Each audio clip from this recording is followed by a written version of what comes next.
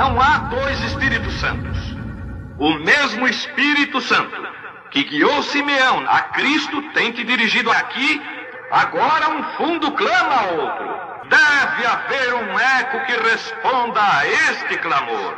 Deixa o diabo perseguir um crente e ele estará tratando com Jesus Cristo. Essa é a realidade. Você receberá o que espera. Eu espero ver o Espírito Santo vir e manifestar-se em poder. Eu creio nas promessas. Deus abençoe, irmãos. Nós vamos hoje ler em Mateus capítulo 27, a partir do versículo 46.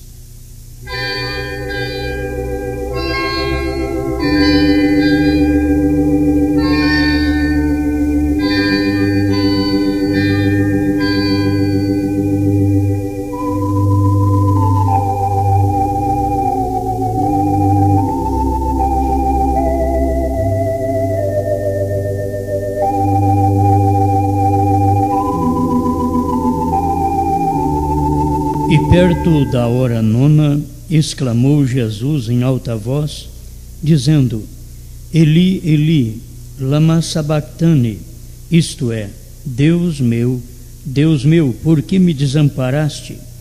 E alguns dos que ali estavam, ouvindo isto, diziam: Este chama por Elias.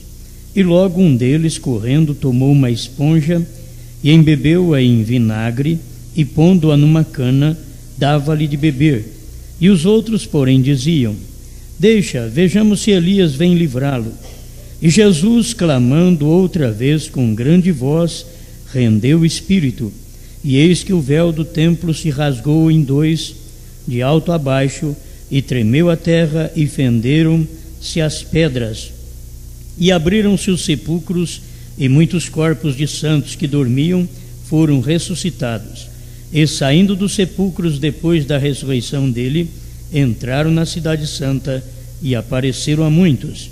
E o centurião e os que com ele guardavam a Jesus, vendo o terremoto e as coisas que haviam sucedido, tiveram grande temor e disseram: verdadeiramente este era Filho de Deus.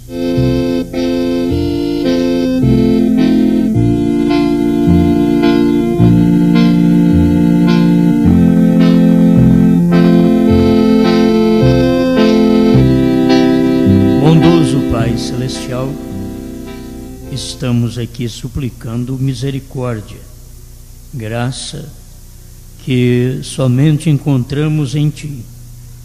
Estamos pedindo que o Senhor ajude a cada um dos seus filhos, pois sabemos que enquanto o seu povo estiver na terra, a sua misericórdia está com o seu povo. Estamos certos disto, Pai, porque Tu estás neste lugar. Estamos suplicando que a orientação do Teu Espírito possa vir ao nosso coração, que cremos que o Senhor fez o que tinha que ser feito, consumou sua obra no Calvário, e ali o Senhor decretou nossa libertação, consumou tudo o que nós precisávamos, seja cura, bênçãos, natural e espiritual. Pedimos ao Senhor que enquanto falamos da Tua palavra, o Senhor possa nutrir nosso coração. Em nome do Senhor Jesus. Amém, Senhor. Amém. Pode sentar, irmãos.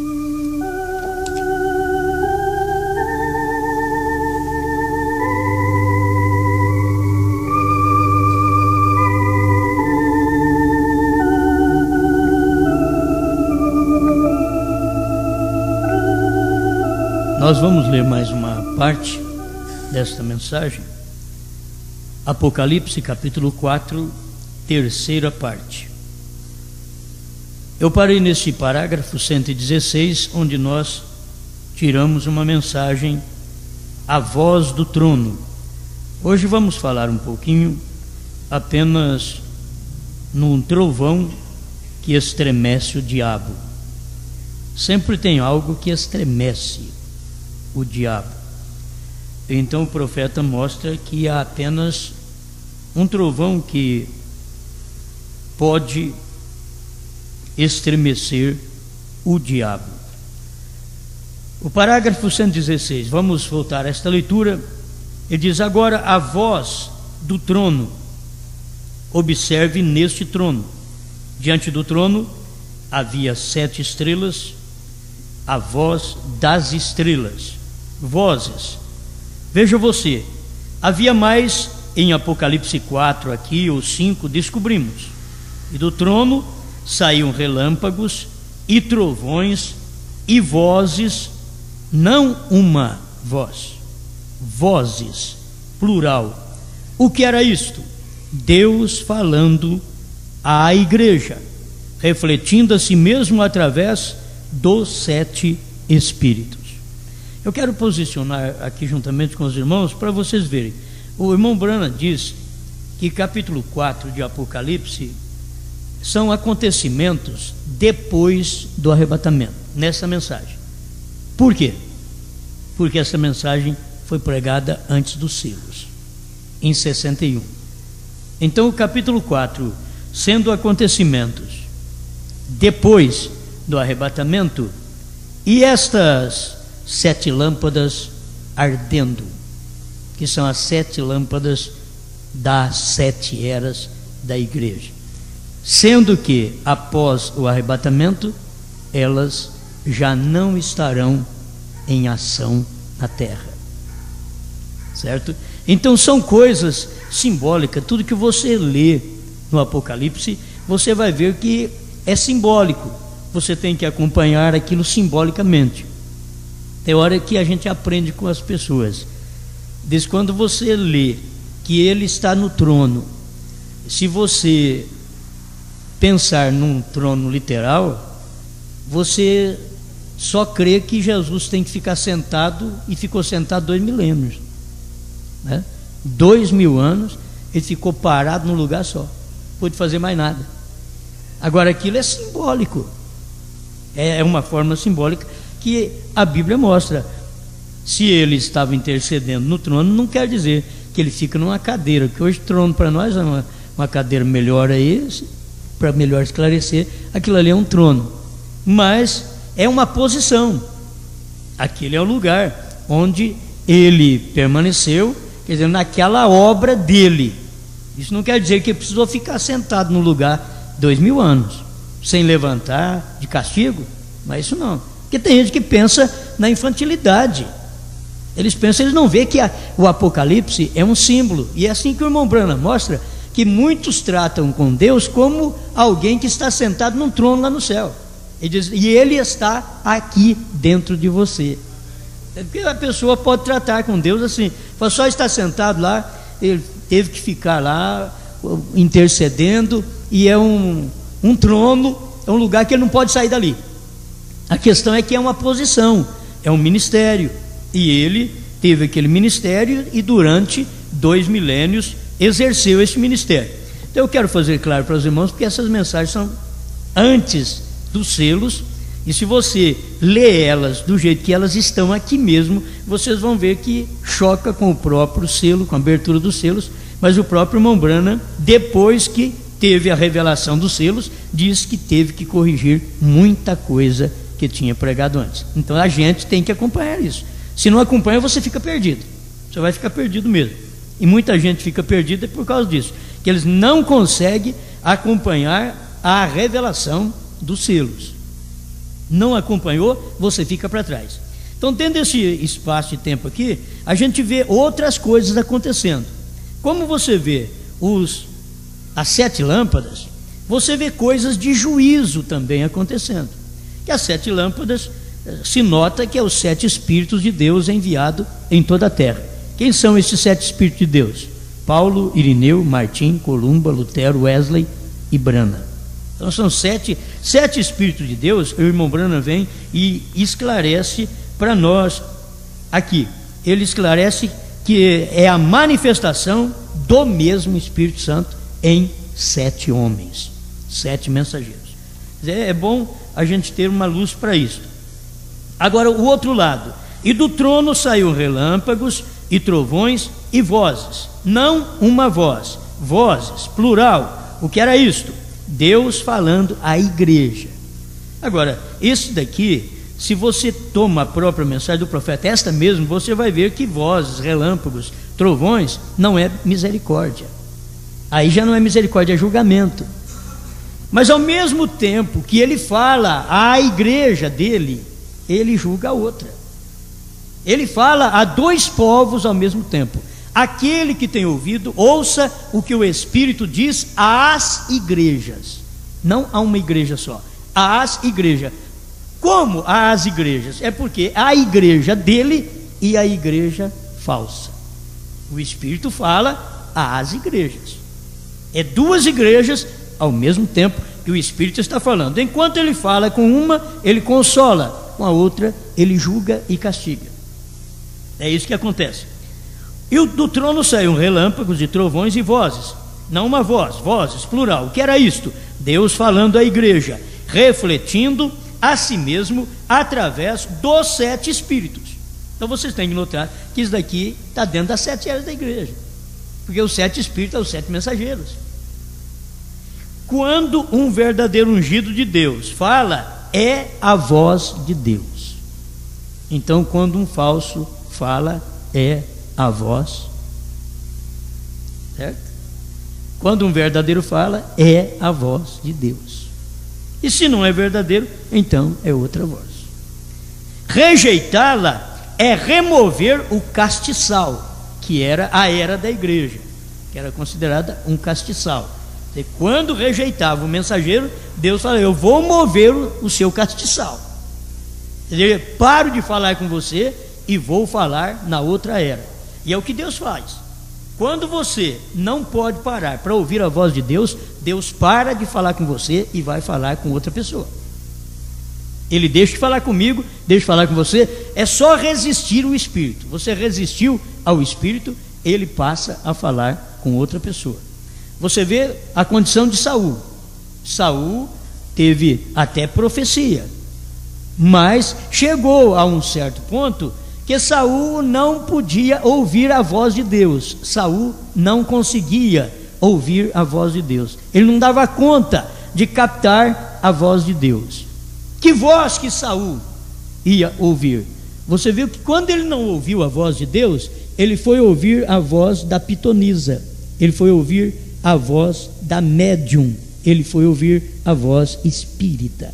Foi isso que Saul foi fazer, porque ele não conseguiu parar e ouvir a voz de Deus. Quando a pessoa não ouve a voz de Deus, ela vai ter que ouvir a voz de qualquer macumba, de qualquer feitiçaria, porque ela não parou para ouvir a voz de Deus. Mesmo Saul sendo um rei de Israel, não importava, ele não ouviu a voz de Deus. Então o que aconteceu? Deus parou de falar com ele, porque a vida inteira Deus falando e a pessoa retrucando. Isso qualquer um deveria aprender. Nós muitas vezes somos teimosos, mas se você fala, a pessoa retruca, aquieta para você ver, guarda silêncio. Foi isso que Deus fez. Deus falou com Saul, quantas vezes? Falando através do profeta, mas ele não dava ouvido àquela voz. O que Deus teve que fazer? Guardar silêncio. Deus não falou com ele mais. Aí Saul foi orar, Deus não falou. Saul sonhou, Deus não falou. Saul foi ao Urim e ao Tumim, que eram 2 pedras que eram colocadas no peitoral do sacerdote, e ele chegou lá e falou com o Urim e o Tumim, aquelas 2 pedras, quando algo ia acontecer e aquilo era verdade, aquelas pedras refletiam as 7 cores do arco-íris. E quando Saul falou com as pedras, elas emudeceram, não falaram nada com ele. Quer dizer, Deus guardando silêncio. E quando Deus guarda silêncio, é hora que o diabo começa a falar, porque Deus guarda silêncio. Ele guardou silêncio com aquela pessoa, ele guardou silêncio com Saul, mas não guardou com Davi. Quando ele guardou silêncio com Saul, ele não respondeu Saul mais, mas depois Davi pecou. Só que teve uma coisa, ele falou com Deus e Deus o respondeu. Deus falou com ele também. Saul, Deus guardou silêncio. Então uma das coisas mais terríveis que existe, você sabe que é o silêncio. O silêncio daquele pai que sempre corrigiu o lar e agora ele morreu. É um silêncio, não corrige mais. O silêncio daquela mãe que sempre corrigiu as filhas, mas agora morreu, ela não corrige mais. Então aquele silêncio, aquilo dói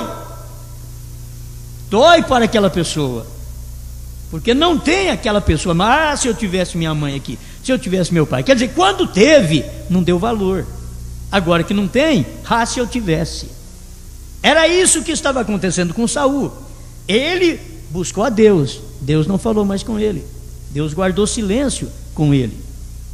E tem hora, o que Deus faz é isso, é guardar silêncio. Ele fala uma vez, você retruca. Ele fala outra vez, você retruca, ele guarda silêncio. Você vai chegar uma hora que nunca mais ouvirá a voz de Deus. E Deus hoje fala através da pregação. E se ele fala, você não dá ouvido, ele torna a repetir, você não dá ouvido, Deus para de falar com você e te manda um espírito do erro, um espírito do engano, diz 1 Tessalonicenses. É um espírito do engano que ele manda para com todos aqueles que não deram ouvido ao amor da verdade. Então Deus lhes envia a operação do erro para que creiam na mentira, tantos quantos não puderam crer na verdade. Então este é o momento mais difícil que tem na vida da pessoa, aquele silêncio. Fala, Senhor, não guarde silêncio comigo, eu quero falar, eu quero te ouvir. Eu quero falar, mas eu quero te ouvir. Eu quero ouvir o Senhor falando comigo, me corrigindo, me repreendendo. Eu quero, quando vocês vêm para a igreja, vocês vêm e se aquietam para quê? Para ouvir Deus falar. Não é para você falar junto com Ele, é para você ouvir Ele falar. Aí você ouviu aquela pregação, você vai ter que entender que um homem ungido é Deus falando. Se ele não tem a unção do Espírito Santo, ele pode ser qualquer outra coisa. Mas se ele tem unção e você julga a unção dele, você vai entrar em problema. Então é melhor não julgar, é melhor você aquietar e ouvir a voz de Deus. Presta atenção, quando um verdadeiro ungido de Deus fala, é a voz de Deus. Rejeitá-la é remover o castiçal. Veio, vozes, a voz das 7 eras da igreja. Aqui no canto, as vozes falando com trovão e relâmpago. Eu quero novamente voltar a te explicar isso, que nós já lemos aqui anteriormente, que irmão Branham mostra que esse período de voz, de trovão, de relâmpagos, não é período de misericórdia, não é período de graça. Ele diz é período de julgamento, mas não é o julgamento ainda do trono branco, não, haverá um trono branco ainda. Isso daqui é um julgamento que as eras da igreja enfrentam. Cada era, ao rejeitar a palavra, ao rejeitar a verdade, ao rejeitar o mensageiro, aquela era sofre um julgamento. Então ali, essas vozes e trovões, quando é que vai acontecer? Se nós jogamos isso aqui, o capítulo 4, todinho, para depois do arrebatamento, então o que vamos fazer quando o irmão Branham está mostrando que os 7 Espíritos de Deus que estão aqui são as 7 vozes, as 7 lâmpadas, e que são os 7 mensageiros? Se são os 7 mensageiros, o que vamos fazer com os 7 mensageiros depois do arrebatamento? Eles são para aqui, para o lugar de trevas. Por que que eles são luzes? Por que que eles são estrelas? É porque está de noite, diz o profeta. É o período da noite, é o período das eras da igreja. Cada vez que a era escureceu, Deus tinha uma luz ali, um mensageiro, uma estrela, para mostrar para eles a verdade. E tantos quantos rejeitasse aquela mensagem, eles já começaram a ouvir. Para mim, eu tenho isso daqui. Eles começavam a ouvir, eram os trovões, relâmpagos, que estavam ribombando ao redor deles, de juízo, de julgamento. Enquanto que a voz de Deus, ao mesmo tempo, ela é agradável, ela é aprazível para os filhos. Mas para quem não é filho, aquela voz atormenta. A voz de Jesus para a samaritana foi mansa, foi uma voz suave. Mas a hora que aquele endemoniado, e que os discípulos não puderam expulsar o demônio daquela criança, A hora que Jesus chegou, para o endemoniado, para o demônio, não vamos falar para a pessoa que estava endemoniada, não. Para aqueles demônios, a presença de Jesus era inconveniente. Os demônios já olhavam e diziam: já vem. Era isso aí. Eles não percebiam que Jesus ia para libertar a mulher. Eles achavam que a presença do próprio Jesus era inconveniente para os demônios.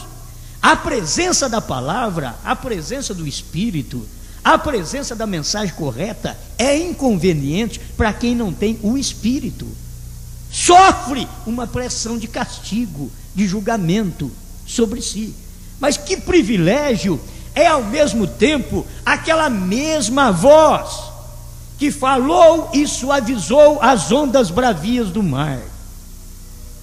É a mesma voz que fala em julgamento, mas ela suavizou aquelas ondas bravias do mar para seus discípulos, mas ela fala em julgamento para aqueles que o rejeitam, aqueles que rejeitam essa voz. Hoje em dia eles são assim: bem, nós não cremos em mencionar inferno no púlpito. Eles falam assim. Tem gente que fala, até de certas correções que se diz, nós não cremos nisso não. 117, Apocalipse capítulo 4, terceira parte. Ó, misericórdia então. Precisamos de homens de Deus, homens que não se detenham. Agora, nem todos podem ser um pregador. Presta atenção que vai entrar em coisas mais de vida particular. Cada um de nós precisa aprender isso.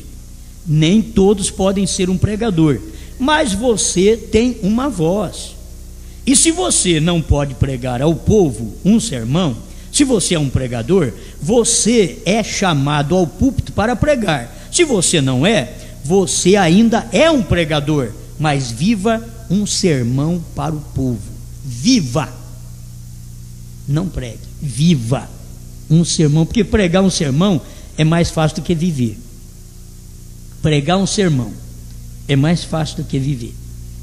Deixe seu sermão ser vivido, e é a voz de Deus que trará reprovação àqueles que rejeitarem isto, porque a voz de Deus está em você.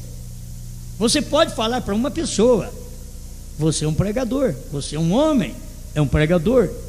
Você está falando com uma pessoa, e o seu testemunho, a sua vida vivida, deve estar acima daquilo que você fala, porque se ela estiver suja, aquém daquilo que você prega, do que eu prego, então o que nós vamos é trazer uma má reputação sobre nós e sobre o Evangelho. É isso que acontece. O problema de pregar o sermão e não viver o sermão. Irmãos, e você tem que saber que a coisa mais difícil que tem é isso, é viver o sermão. Viver o que você crê, viver o que você fala. Você expressa isso facilmente, mas depois cumprir aquilo, viver aquilo. Eles dizem: ninguém pode colocar um dedo na vida dele ou dela. Eles são dóceis, vivendo. Eles, se já existiu um homem de Deus, é aquele homem ou aquela mulher. É gente que não se pode colocar um dedo nele, diz o profeta. Agora, qual de nós que não pode colocar um dedo? É difícil. Qualquer coisa que você fala, alguém levanta o dedo e fala: ele já fez isso, ele já fez isso. Sempre tem. Não tente pregar, escute, vejam, vivam seus sermões. Não tente pregar para eles se você não é chamado para ser um pregador. Porque muitas vezes a pessoa não é chamada para ser um pregador e está tentando pregar, e confunde ao invés de dar luz. Ele vai confundir mais. Ele não foi chamado para pregar e quer pregar. E você deixa ele pregar, ele confunde mais o ouvinte do que ilumina o ouvinte. Agora, eu sei que a mensagem, ela faz as duas coisas. Ela é uma espada bigúmia. Ela corta de um lado da vida, na mesma hora que ela está entrando dando vida, para o outro indivíduo que está ouvindo a mesma coisa, ela está matando. Por quê? Porque ele não está crendo. Se ele crê, ela é vida. Se não crê, ela é morte. A mesma mensagem. Não tente pregar para ele se você não é chamado para ser um pregador. Misturará tudo. Mistura tudo. Por isso, não sabe esclarecer o que é Pai, Filho e Espírito Santo. Põe em choque Mateus 28:19 com Atos 2:38. Para muitos pregadores que não foram chamados por Deus para pregar, eles dizem: não, eu creio em Mateus 28:19, foi Jesus que falou. Agora ali Atos 2:38 foi Pedro, não creio. Pedro é um falho. Quer dizer, eles põem em dúvida a própria Bíblia, porque eles não são pregadores chamados para pregar. Se eles fossem chamados para pregar, eles não faziam essa mistura. Eles diriam para as pessoas: você sabe o que é Pai, Filho e Espírito Santo? E Jesus mandou batizar em nome do Pai e do Filho e do Espírito Santo. E a palavra é em nome, não nos nomes. Não é no plural, não. É em nome do Pai e do Filho e do Espírito Santo. Quer dizer, 3 ofícios que têm um nome só.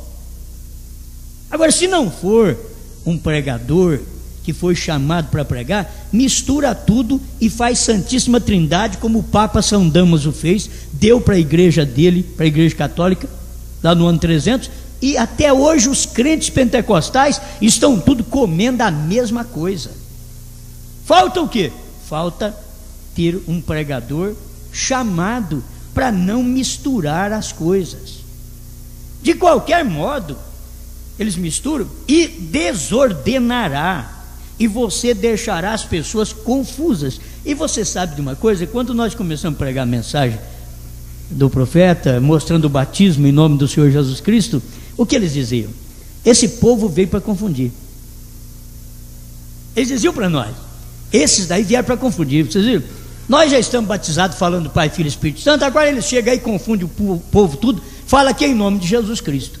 E não era confusão, era um esclarecimento, era uma luz. Mas eles não podiam perceber. Por quê? Faltava ser pregadores chamados, escolhidos para esclarecer isso para o povo. A mesma coisa é agora, quando o Cordeiro teve que sair do trono para revelar os selos. Se a gente não for um pregador que tenha sido chamado para este fim, vai confundir tudo. Vai confundir tudo. Porque Mateus 28:19 e Atos 2:38 parece ser oposto um do outro. Assim como a revelação dos selos, o intervalo 30:31, primeiro selo também 30:31, e outros parágrafos mais do primeiro selo 24:74 e outros. Você pega estes parágrafos, parece uma contradição. Há outras mensagens que o profeta pregou, mas o que está faltando é cada um de nós pregadores ser chamado para poder colocar aquilo no lugar e mostrar para as pessoas o que é o real daquilo, porque carece de revelação. E Atos 2:38 é tão nítido, é tão claro para qualquer um de nós, mas para o trinitariano não é. Ele acha que Mateus 28:19 é que é claro para eles. Mas para nós entendemos Mateus 28:19, ligamos com Atos 2:38. Nós entendemos a mesma coisa, nós entendemos Deus no trono e Ele saindo do trono para revelar os selos. Nós entendemos. Por quê? Porque precisa de ministério para poder esclarecer. Não quer dizer que eu tenho, não. Eu estou lendo coisas do profeta. Se o profeta nunca tivesse pregado que o Cordeiro tinha que sair do trono para revelar os selos, eu nunca ia pregar, porque eu nunca ia saber isso daí. Eu só prego porque eu fiquei sabendo, certo? Só prego porque eu fiquei sabendo. Então a mesma coisa é quando você encontra outros parágrafos da própria mensagem, que aquilo parece ser uma confusão. Então nós chegamos e pregamos para eles: olha, o Cordeiro saiu do trono para revelar os selos. Eles falaram: esse homem está confundindo tudo, os crentes da mensagem agora. Ele veio para confundir. Outra vez eles falam isso. Quer dizer, os pentecostais falaram de nós uma vez, agora os da mensagem falam a mesma coisa. Veio para confundir. Gente, é simplesmente tomar a abertura dos selos do jeito que ela é. Irmão Branham diz: se não for chamado, misturará tudo de qualquer modo e desordenará, e você deixará as pessoas confusas, e você não saberá. Você arruinará a eles e a você também. Apenas viva seu sermão. O pregador é chamado para pregar e para viver também. Se você não pode viver isto, então pare de pregar isto. Irmão Branham sempre foi forte. Se o irmão Branham não tivesse testemunho para pregar, irmão Branham não pregaria. Muitas vezes nós queremos sustentar nossas vidas no púlpito para sustentar nossas famílias, e somos indignos, na verdade, de ser um pregador do Evangelho, mas estamos ali porque temos que sustentar uma família. Simplesmente pensamos nisso. O irmão Branham nunca pensou nisso. Ele disse: nem se for para me comer bolacha de sal e água na beira do rio, mas eu tenho que vos dizer a verdade. Não importa o que vocês pensam de mim, mas você está suposto a viver seus sermões. Último parágrafo, 120, Apocalipse 4, terceira parte. Correto, aqui havia vozes. Oh, como precisamos em Jeffersonville de milhares de vozes vividas. Como precisamos em Franca, no Brasil, de milhares de vozes vividas. O trovão de Deus ecoando em dulçura e santidade, pureza, vidas honradas, andando ao redor da terra hoje sem uma culpa. Não é fácil, não. Já viu? Por isso Deus diz para ele: nunca bebas, nem fume, nem desonre o teu corpo com coisa alguma, porque eu tenho um trabalho a fazer com você no futuro. Irmão Branham foi até o fim. Deus o ajudou a manter uma vida desta. Aí ele podia pregar, e eu tenho que ver se eu posso pregar isso. Você tem que parar de pregar alguma coisa. Tem que prega santidade, mas vive vida suja. Então para de pregar santidade. É melhor fazer como os pregadores de hoje: não, Deus só quer seu coração. Não tem problema só cortar cabelo e esses maltinhos que a senhora tem. Não, isso é um incolor só. Não tem problema não. Um brinquinho pequeno só, não destaca muito. É fazer que não os pregadores. Por quê? Porque é a altura que se vive. É melhor pregar desse jeito. Deixar a igreja toda confusa, toda mundana. Por quê? Porque se não pode pregar o que é, se não pode mostrar o que é verdade, se não pode viver, também não adianta querer que os outros vivam. Se não pode viver aquela pregação, por que colocar aquele fardo nas costas dos outros? Seríamos um fariseu. Sim, senhor. Verdadeiros cristãos, este é o trovão contra o inimigo. Este que é o trovão contra o inimigo. Agora, essas mensagens foram pregadas antes dos selos. A gente sabe muito bem que se o irmão Branham tivesse que vir e falar: bom, isso aqui foi, eu falei assim, mas depois Deus me abriu os selos e abriu toda a Bíblia para mim. Nós sabemos dessa verdade, que o irmão Branham mesmo já falou sobre isso. Então aqui diz o irmão Branham: o diabo não se importa com a altura que você possa gritar. Tem alguém que pensa: vamos gritar bastante, e o grito engana muita gente. Você vê gente gritando, vê gente chorando de emoção, você diz: meu Deus do céu, está cheio de Espírito Santo. Olha que benção, meu Deus do céu, que benção essa irmã, que benção esse irmão. O diabo não se importa com o tanto que você possa pular. O diabo não importa com o tanto que você possa fazer isto ou gritar. Mas o que fere o diabo é ver aquela vida santificada. O diabo dá uma olhada e diz: não tem jeito. Mas quando ele vê nós num chiqueiro, cheio da sujeira do próprio mundo, isso nunca fere a Satanás.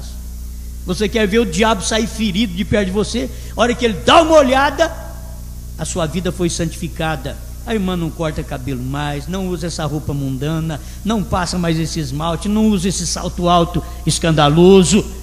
O que é isso? Vida santificada. A santificação, ela vem interiormente e depois aparece no exterior. Se não tiver por dentro, ela não sai por fora. Amém? Amém. E aí? Mas eu vou passar hoje, hein? O que fere o diabo é ver aquela vida santificada, santa e consagrada a Deus. Diga qualquer coisa para ele, chame-o de qualquer coisa, seguirá em frente, tão dócil o quanto possa ser. Chama de qualquer coisa para ver se já não regaça a manga da camisa. Fala qualquer coisa para um irmão aí, para você ver. Olha, eu sou santificado, eu parei de fazer isso e aquilo. O profeta diz aqui, ó: diga qualquer coisa para ele, chame-o de qualquer coisa, seguirá em frente, tão dócil quanto possa ser. Dócil, agradável. Ó, que coisa! Isto o lança para longe. Este é o trovão que estremece o diabo. O trovão que estremece o diabo é uma vida limpa. Vamos pedir a Deus: Senhor, eu preciso desta vida, vida limpa, vida pura, que o pregador não pode me dar. Isso é questão entre eu e o Senhor. Eu preciso de santificação, de batismo com o Espírito Santo. Eu preciso de ter essas coisas funcionando na minha vida livremente, porque o que adianta saber os mistérios e estar com a vida suja? O que adianta conhecer que o Cordeiro saiu do trono para revelar os selos e eu estou com a vida suja? O que adianta? Eu preciso de vida limpa. Não adianta nada. O que adianta pregar um sermão e não viver? Vai acabar a inspiração, vai acabar a unção. A questão é que um discurso até político sabe fazer, e nós os pregadores também. Queremos saber se o Espírito Santo, com aquela limpeza dele, com a pá na mão, está dentro de nós, jogando o que não presta fora. É isso que nós queremos, limpeza, para depois pregar, viver os nossos sermões. Muito obrigado, Senhor, por sua grande misericórdia, porque enquanto a igreja está na terra, sua misericórdia está aqui dentro dela. Estamos vivendo esse período da misericórdia dentro do ser humano. O Senhor está dentro do irmão, da irmã, falando, ouvindo, agindo. Deus, ajuda-nos a não cometer coisas desagradáveis aos teus olhos. Queremos ter a pureza do Espírito na nossa vida. Queremos dignificar mais e mais o Senhor através do nosso testemunho, porque Tu és digno, Pai. Nós que somos indignos, mas queremos ter testemunhos dignos também do Evangelho, em nome do Senhor Jesus. Amém, Senhor.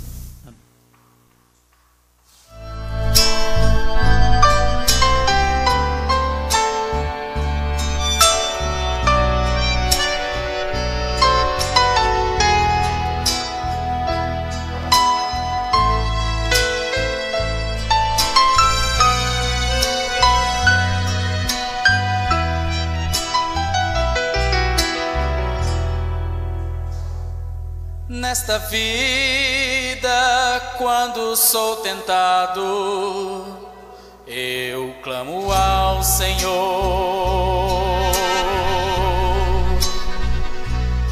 pois alguém quer impedir que eu sirva, quer me destruir. Sei que em breve esse tormento acabará, Jesus já voltará,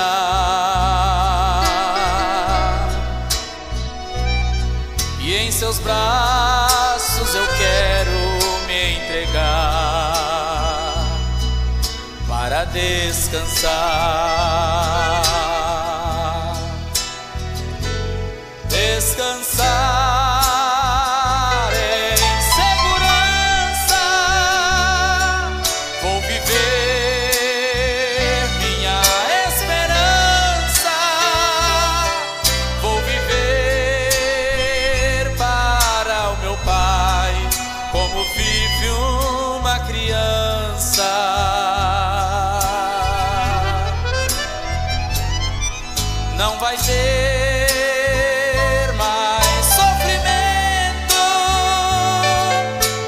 sequer por um momento eu já posso até sentir dentro de mim.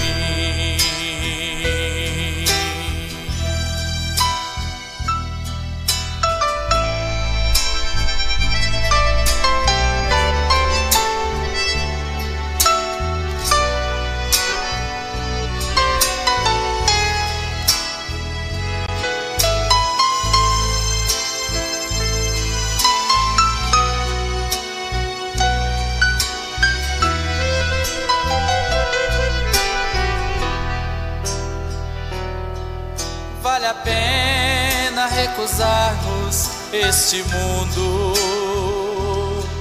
e viver para Deus,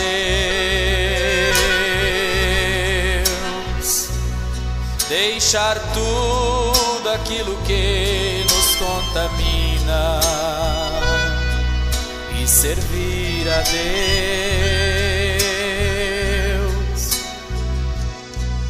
Não é fácil, pois existe um tentador para nos impedir,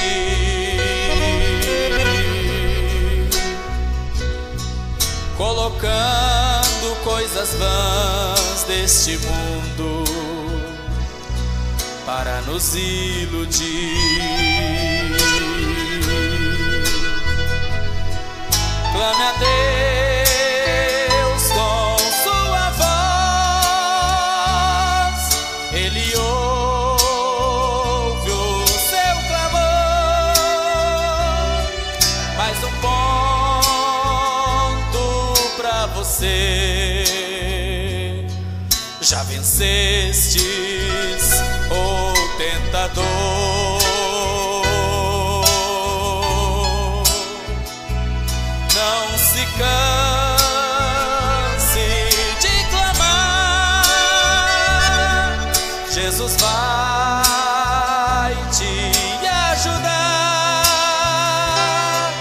lá no reino preparado. Você vai descansar.